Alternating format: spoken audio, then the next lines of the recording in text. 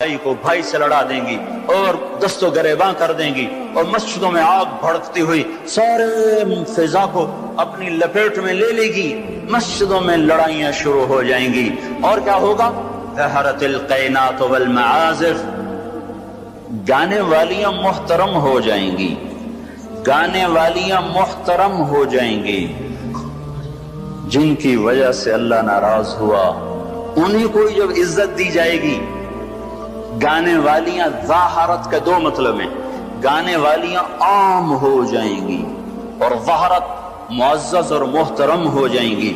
والمعازف، اور موسیقی کے آلات گھر گھر ہوں گے، کوئی گھر موسیقی سے بچا ہوا نہ ہوگا، کوئی گھر موسیقی سے بچا ہوا نہ ہوگا. وظہرت القینات والمعازف، گانے والیاں معزز، گانے والیاں محترم. محفل موسیقی کے کارڈ چھاپے جا رہے ہیں. میرے نبی نے کہا تھا وہ کیا دن ہوگا جب تم بھلائیاں مٹانے لگ جاؤ گے، برائیاں پھیلانے لگ جاؤ گے. تم آئے تو تھے بھلائی پھیلانے، برائی مٹانے، پر ایک وقت آئے گا تم الٹے ہو جاؤ گے، بھلائی کو مٹانے لگ جاؤ گے، برائی کو پھیلانے لگ جاؤ گے. تو آپ نے فرمایا گانے والیاں عام اور گانا گھر گھر. یاد رکھو جو قوم موسیقی میں ڈوب جائے انہیں ہلاکت سے کوئی نہیں بچا سکتا. مشرق اور مغرب اللہ کی پکڑ میں آنے والے. میں آپ کو بتا رہا ہوں میں نجومی اور کاہن نہیں ہوں، پر میری زندگی کا کچھ عرصہ اللہ کی کتاب کے ساتھ گزرا ہے. میں تمہیں بتا رہا ہوں مشرق اور مغرب پر آنے والا ہے، آنے والا ہے یہ اللہ، وہ اللہ، وہ بے نیاز اور صمد اللہ، حیاؤں والا اللہ. کفر کو مہلت دیتا آیا، شرک کو مہلت دیتا آیا، بت پرستی کو مہلت دیتا آیا. نہیں مہلت دی تو بے حیائی کو نہیں دی. جب قومیں بے حیا ہوئیں اور ناچ گانا عزت بن گیا، زنا فیشن بن گیا، عورتیں کپڑوں سے باہر آ گئیں، مرد آوارہ ہو گئے، تو پھر اللہ نے زمین کو ہلایا. اللہ نے بے حیاؤں کو مہلت ہمیشہ تھوڑی دی ہے. مشرق اور مغرب کے سر سے حیا کی چادر اتر چکی ہے. ان کی تو اتر گئی تھی، وہ ہماری بھی اتارنے کے چکر میں ہیں. ان کی تو اتر گئی تھی، وہ ہماری بھی اتارنے کے چکر میں ہیں. اور جس دن اللہ کا نظام چلے گا پھر اسے کوئی روک سکتا ہے؟ أَأَمِنْتُمْ مَنْ فِي السَّمَاءِ أَنْ يَخْسِفَ بِكُمُ الْأَرْضَ فَإِذَا هِيَ تَمُورُ. تمہیں کھڑوں کو زمین میں دھنسا دوں، اپنے اللہ کو روک لو گے؟ آمنتم من فی السماء ان یرسل علیکم حاصبا فستعلمون کیف نذیر. تمہارے اوپر پتھر برسا دوں تو اپنے رب کو روک لو گے؟ وَلَقَدْ كَذَّبَ الَّذِينَ مِن قَبْلِهِمْ فَكَيْفَ كَانَ نَكِيرٌ. تم سے پہلوں نے جھٹلایا، تیرے رب نے پکڑ کے دکھایا. کچھ تو عبرت کی نظر سے دیکھو. مہنجو داڑو چلو بہت دور ہے، ٹیکسلا کیوں نہیں چلے جاتے ہو؟ یہ گندھارا کی تہذیب پہ کیوں نہیں کھڑے ہو کہ تم غور کرتے ہو؟ ان کے ٹوٹے مکان، ان کی دفن شدہ تہذیبیں اور ان کے ویران حویلیاں، مہنجو داڑو کی تہذیب، ہڑپا کی تہذیب، یہ تو میرے دیش کے اندر ہے، مجھے باہر نہیں جانا پڑے گا. مجھے روم کے کھنڈر دیکھنے کے لیے اٹلی جانے کی ضرورت نہیں ہے، اردن جانے کی، ترکی جانے کی ضرورت نہیں ہے. یہی کھنڈر بتا رہے ہیں میں بھی کبھی کسی کا سر پر غرور تھا. یہ اللہ نے تہذیبوں کو کھنڈر کب بنایا؟ جب نافرمان ہوئے. لوط علیہ السلام کی قوم بے حیا تھی. ان کے کفر کا الزام سارے قرآن میں ایک دفعہ لگا ہے ان پر.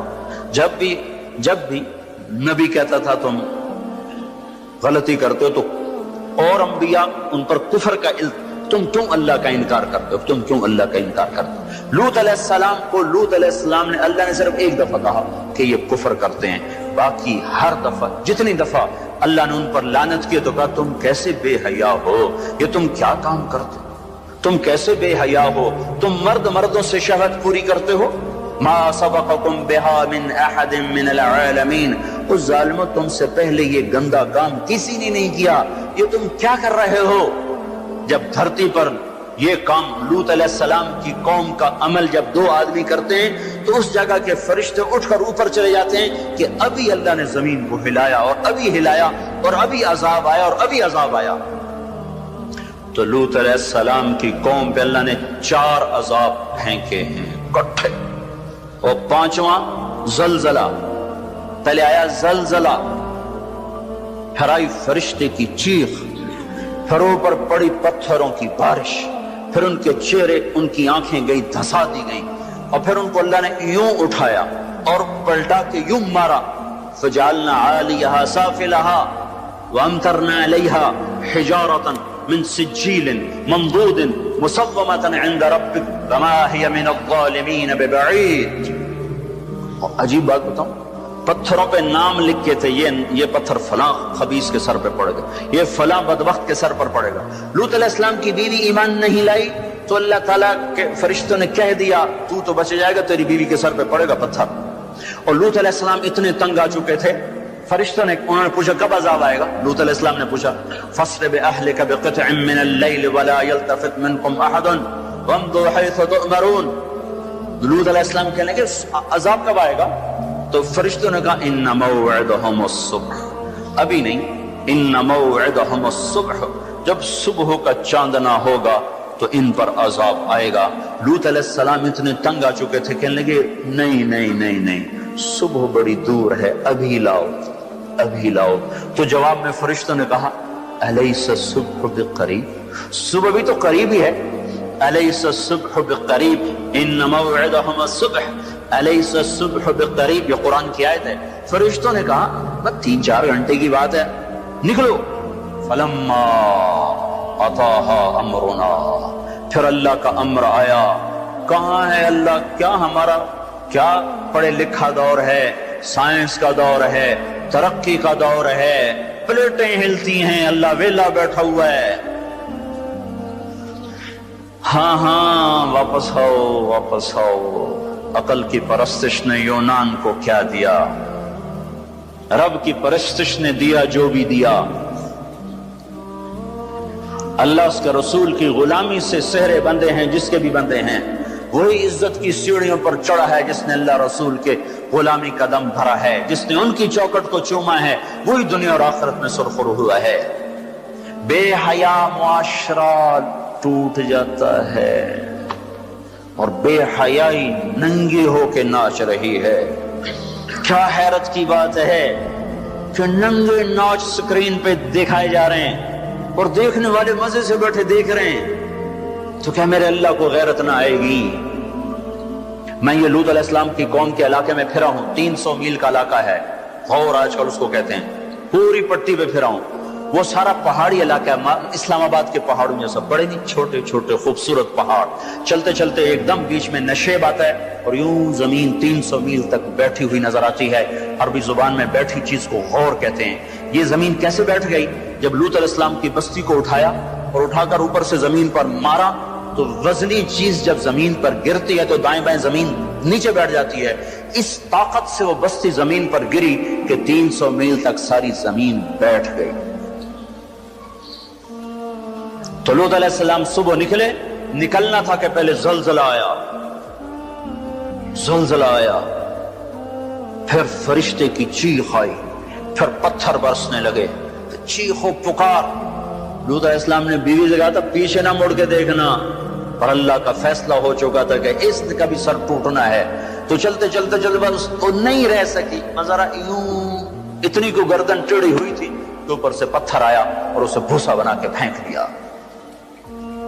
تو میرے بھائیوں، ہم سب خطرے کی لپیٹ میں ہیں، باری لگ چکی ہے، نمبر بہ نمبر، نوبت بہ نوبت یہ ہوگا۔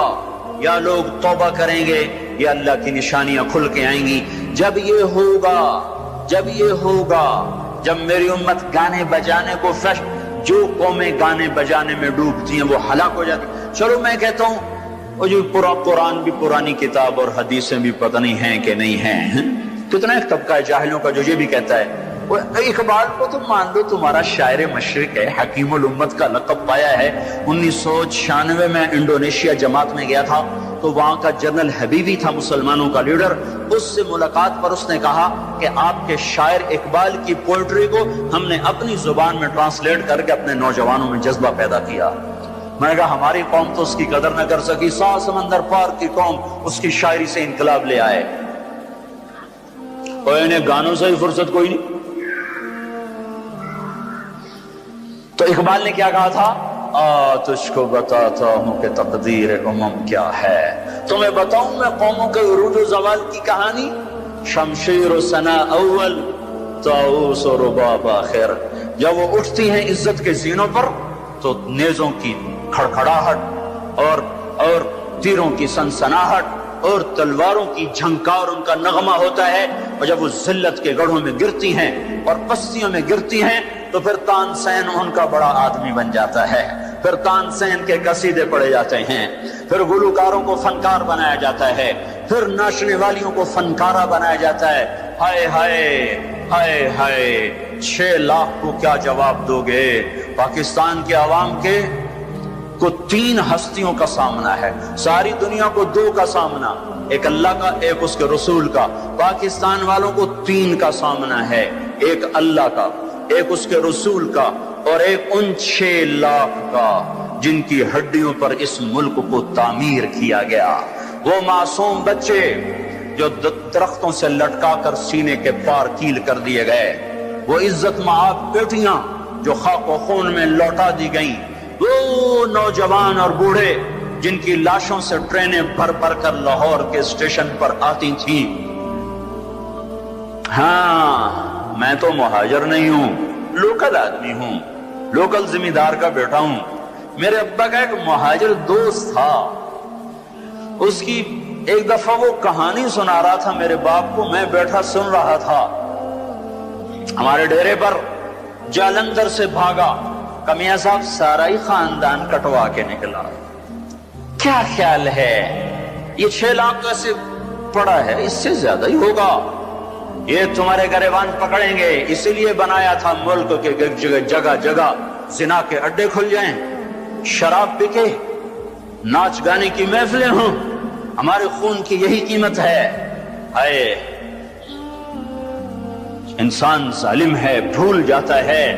50 کی دہائی میں پیدا ہونے والوں نے ان نوحوں کی تھوڑی بہت سداد باز گشت سنی ہوئی ہے۔ تمہیں کیا خبر کتنی جوانیاں رل گئیں، کتنی ماؤں، کتنی مائیں، کتنے بیٹے، کتنے باپ، کتنی بہنیں، کتنے سہاگ، کتنی جوانیاں اس بھٹی میں جل کے گل کے راکھ ہوئیں، پھر اس خطے کو وجود ملا۔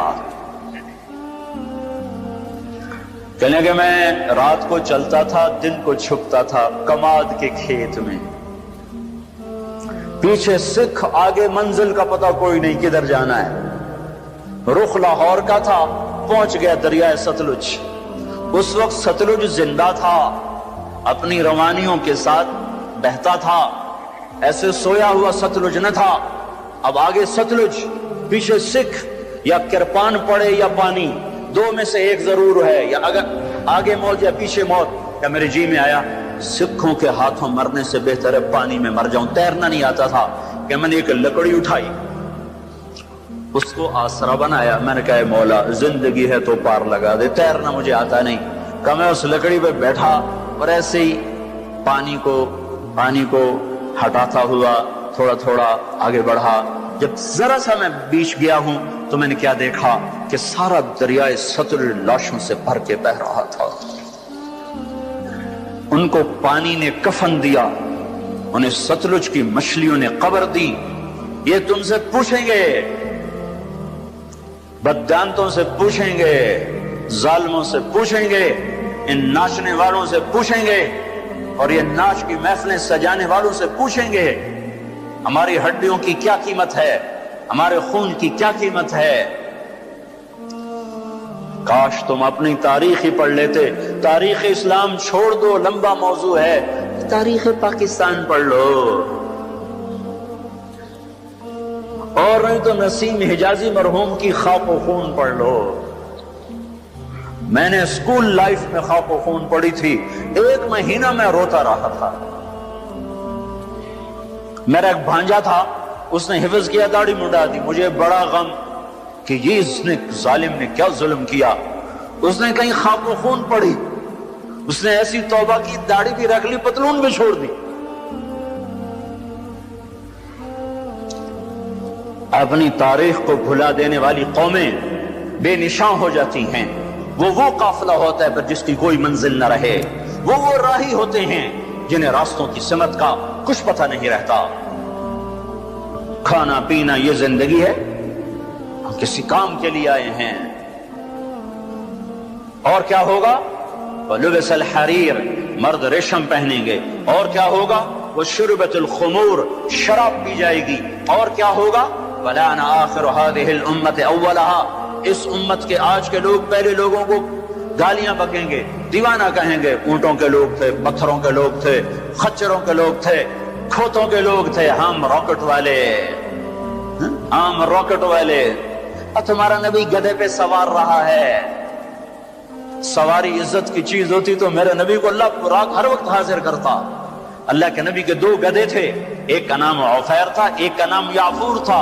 اب کبھی اس پہ سوار ہوتے، کبھی اس پہ سوار ہوتے۔ پھر آپ نے خچر پر بھی سواری کی ہے، ایک کا نام دلدل تھا، ایک کا نام فضہ تھا۔ پھر آپ نے اونٹنی پر بھی سواری کی ہے، ایک کا نام عزبہ تھا، ایک کا نام شہبہ تھا، ایک کا نام جدعا تھا، ایک کا نام قصوا تھا۔ پھر آپ نے ایک اونٹ پر بھی سواری کی ہے، اس کا نام عسکر تھا۔ پھر آپ نے امت کے مالداروں کو بھی گنجائش دے دی، آپ نے گھوڑوں پر بھی سواری کی ہے۔ وہ چھوٹے موٹے گھوڑے بڑے عالی شان، ایک گھوڑے کا نام ورد تھا، ایک کا نام یعصوب تھا، ایک کا نام یعبوب تھا، ایک کا نام مرتجل تھا، ایک کا نام سکب تھا، ایک کا نام سبحہ تھا، ایک کا نام لزاز تھا، ایک کا نام قراز تھا۔ یہ سارے حسین گھوڑے تھے جن پر آپ نے کبھی کبھی سواری فرمائی کہ اگر میری امت کا کوئی مالدار اچھی سواری رکھنا چاہے تو میں گنجائش دیتا جاؤں کہ میں صرف غریبوں کا نبی نہیں ہوں، مالداروں کا بھی نبی ہوں۔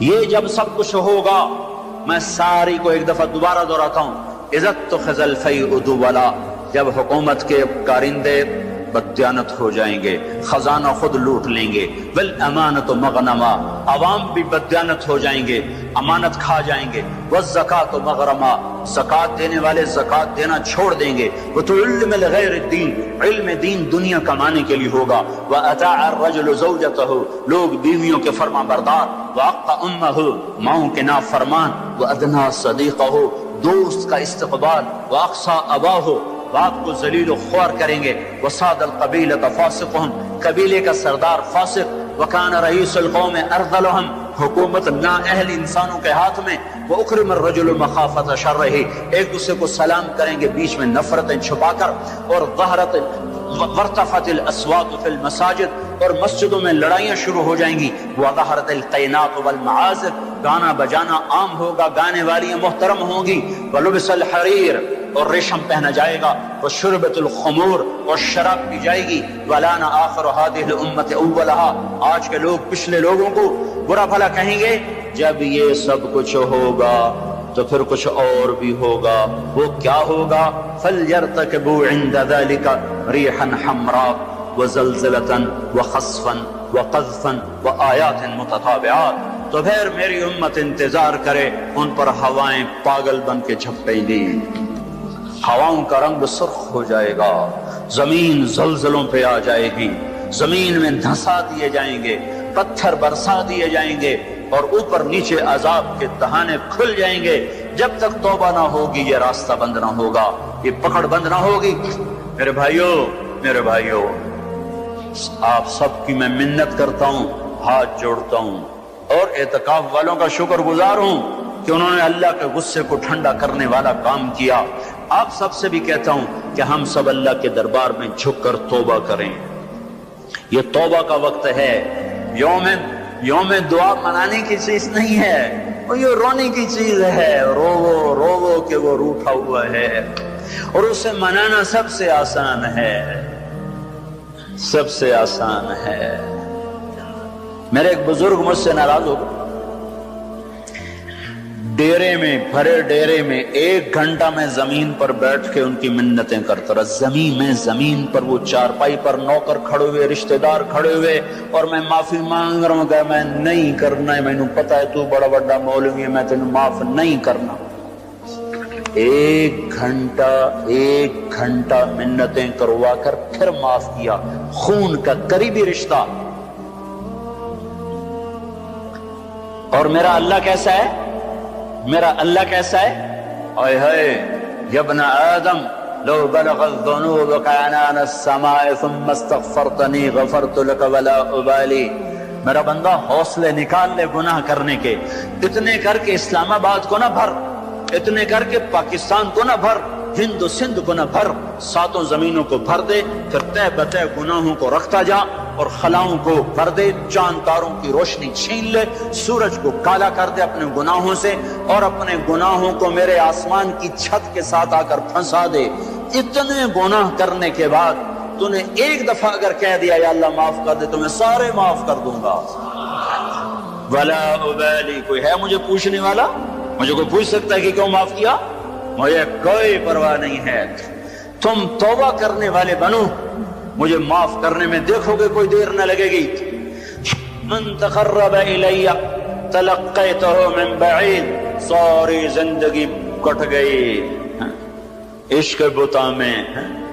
مومن سے چوک ہو گئی, یا ویسے شاعری کی ترنگ میں کہہ دیا آخر عمر میں کیا خاک مسلمان ہوں گے. آخر عمر تو بہت زیادہ ہے, آخری سانس میں بھی توبہ کر لے تو اللہ گلے سے لگا لے. جو اپنے گناہوں کا بوجھ لے کر ندامت کے آنسو بہاتا ہوا بوجھل قدموں کے ساتھ اللہ کے گھر کی طرف بڑھتا ہے کہ آج اللہ کو منانے جا, آج اس سے صلح کرنے جا رہا ہوں. ماؤں کو منانے جاؤ وہ بات نہیں کرتی, باپ کو مناؤ وہ الٹا پٹائی کرتا ہے. بھائی کو منانے جاؤ وہ دروازہ نہیں کھولتا, اور رب کو منانے جاؤ کب جب بال گناہوں میں جکڑا ہوا, جب رواں گناہوں کا گٹر بنا ہوا, جب پیچھے مڑ کے دیکھو تو کوئی ایک کرن کہیں نیکی کی نظر نہ آتی ہو. سیاہیوں میں لتھڑا ہوا, گندگیوں میں ڈوبی ہوئی یا ڈوبا ہوا, لتھڑی ہوئی یا لتھڑا ہوا.